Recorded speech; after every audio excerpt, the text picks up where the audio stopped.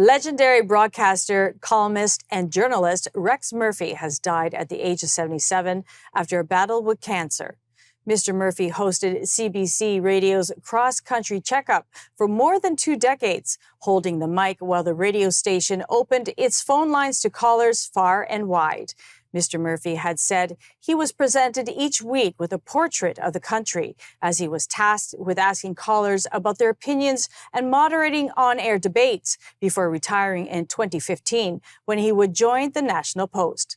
Conservative leader Pierre Poilievre shared his toast to Mr. Murphy on social media from when Mr. Murphy won a National Game Changers Award just a few months ago.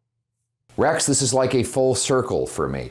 You see, I used to watch you delivering messages into a camera when I would turn on the CBC National as a boy to watch you deliver your evening editorial. Yes, I did watch CBC from time to time, guilty as charged, but only to see your impressive rants, your brilliant turns of phrase, your verbal ninja moves, and always to deliver some common sense directly through the lens to the living rooms of so many Canadians. Luckily, you continued sharing these messages through the National Post and through other writings in publications far and wide to millions of appreciating Canadians who loved what you had to say and always found themselves more informed and more intelligent after reading the words you produced.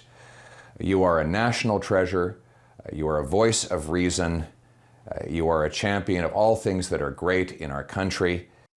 Earlier today, Carson Jerema, comment editor at the National Post, joined us to discuss the legacy of Rex Murphy. When Rex passed, I mean, it wasn't like we had seen this coming for a few weeks, but it was very like it was sad, and there's a hole in the paper, there's a hole in the newsroom, there's a hole with our audience, and the first thought that I had was just like how much the man was loved. And I don't mean just in a political sense, like it's not just his politics. People loved him. Like the emails I get about Rex, the emails I've been getting about Rex since I joined the Post a few years ago, have been nothing but love. And almost no one else gets it. There's other writers, prominent writers at the Post, prominent writers elsewhere who have a lot of fans, but they don't have the love that Rex had. And part of that is due to his like long career in CBC. And also just like everywhere he goes, he was always so personable, so polite, so generous and kind. On Canadian journalism, I think what he did is he showed that there was another way to be a kind of commentator, and like the different kind of punditry that wasn't necessarily common in Canada.